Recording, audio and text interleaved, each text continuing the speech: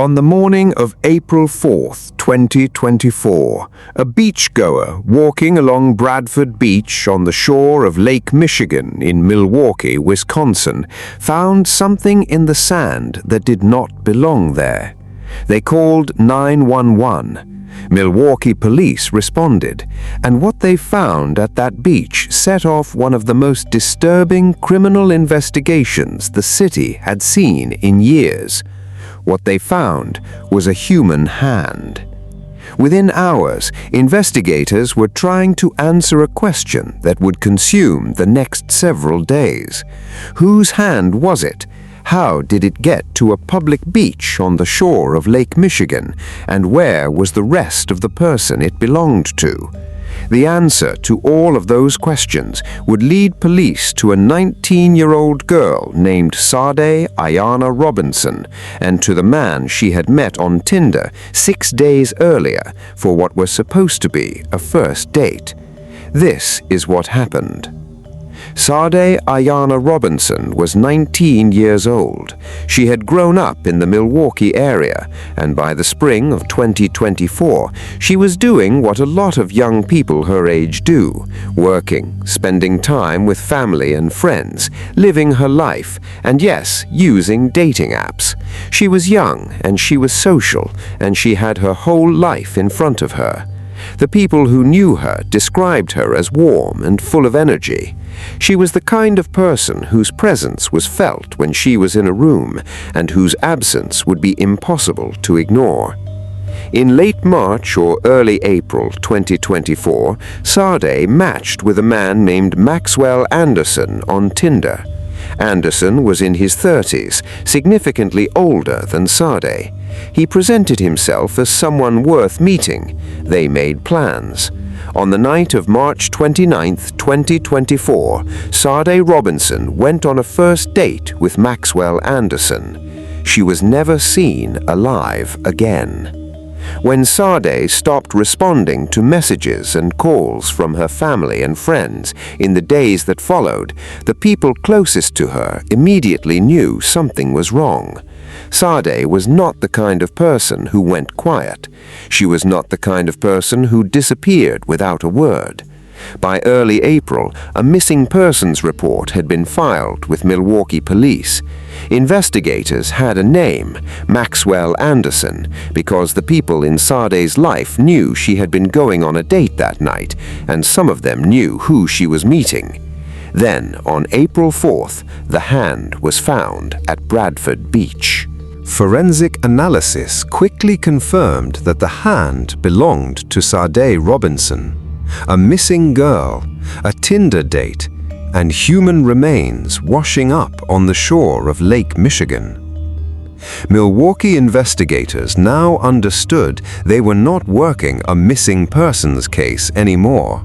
This was a homicide investigation, and Maxwell Anderson had immediately become the focus of it. Police moved fast. They moved to Anderson's property in the Milwaukee area, and what they found there answered the worst of their questions while creating new ones. Evidence of a burn pit was discovered on the property. Investigators searching the surrounding area and the lake began recovering additional remains belonging to Sade Robinson.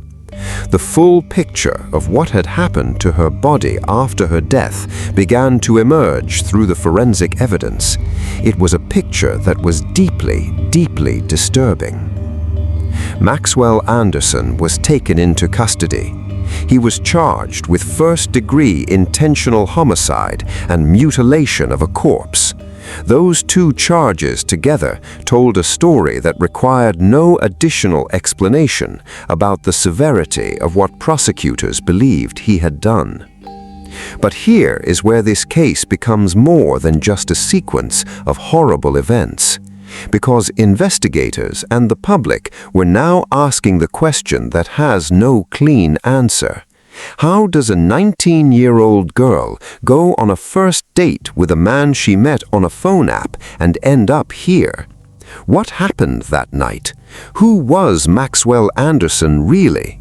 And was there any way that the people in Sade's life, or Sade herself, could have known what they were walking into? Maxwell Anderson was not a random person who appeared from nowhere. He had a history. He had a past that, once investigators and journalists began pulling at the threads, revealed a pattern of behavior that made the events of March 29th feel, in retrospect, like something that had been building for a long time. Anderson had prior contact with law enforcement. There were previous incidents involving women in his past that had not, for whatever combination of reasons, resulted in the kind of record that would have appeared on a basic background check. He was not a registered offender.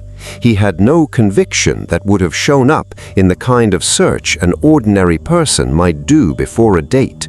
He looked on paper and on a phone screen like anyone else.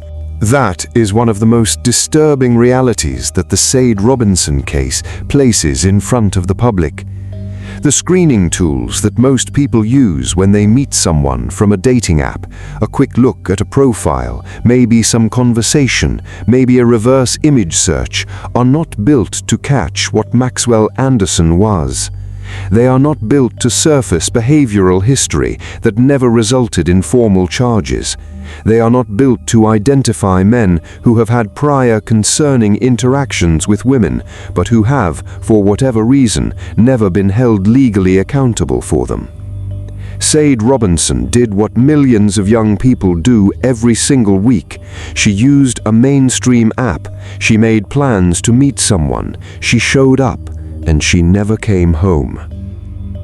As the investigation developed through April 2024, the evidence against Anderson was significant and physical. The discovery at Bradford Beach had connected her remains to him.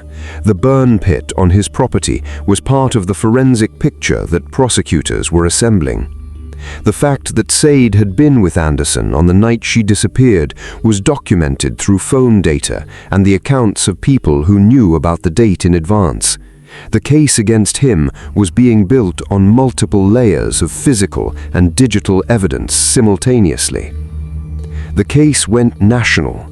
It went national not because high-profile true crime cases do not happen in Milwaukee, but because the specific details, the dating app, the 19-year-old, the remains found in pieces at a public beach, hit something that a broad public audience immediately and viscerally understood. This was not a complicated, organized crime story. This was not a cold case from decades past. This was something that had happened right now, in the present, through a piece of technology that a significant portion of the population uses regularly. The fear it triggered was not abstract. On social media, Sade Robinson's photographs circulated widely. She was young and bright, and the images of her from her life before that night stood in direct and unbearable contrast to the facts of how she had been found. Her family, who were already living through the unsurvivable reality of what had happened to her, were now watching their daughter's death become a national conversation. That is its own particular kind of pain that deserves to be acknowledged. The case also triggered a wider public discussion about dating app safety that had been building for years. Tinder and other major platforms have faced sustained criticism about the gap between the sense of security that comes with a verified profile and the actual absence of meaningful safety infrastructure for users, particularly women, meeting strangers for the first time. The Robinson case brought that conversation back to the front page with the force that previous incidents had not managed to sustain. Dating apps do not conduct criminal background checks. They do not verify whether a person has a history of violence. They do not alert users when someone has been reported by other users for dangerous behavior, at least not in any meaningful or timely way.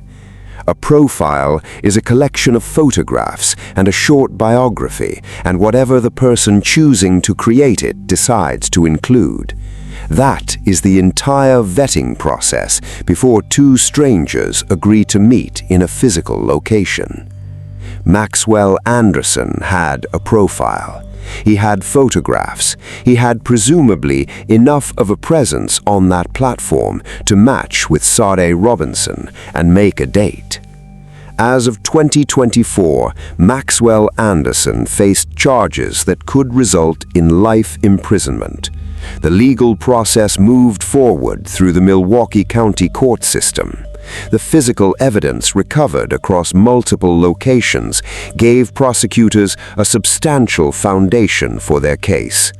Anderson did not have a credible explanation that accounted for the forensic reality of what had been found and where it had been found. For Sade Robinson's family, none of that resolves anything. A conviction does not return a daughter. A sentencing does not undo a first date that was supposed to be ordinary. The family of Sade Robinson lost her at 19 years old, at the very beginning of her adult life, at the age where everything should still have been wide open and possible. What this case leaves behind is not just a criminal file and a court outcome. It leaves behind a question that every person who has ever opened a dating app on their phone now carries with them whether they want to or not. What do you actually know about the person on the other side of the screen? And what would you need to know to be safe? Sade Robinson was 19 years old. She was someone's daughter. She was someone's friend. She went on a date. And the fact that what happened to her can happen through the most routine and ordinary entry point into modern social life, through an app, through a match, through a plan to meet someone new, is the reason this case will not be forgotten quickly. Some cases are reminders that evil announces itself, that there are warning signs, red flags, patterns visible in advance. This case is a reminder that sometimes it doesn't, and that is the hardest truth of all.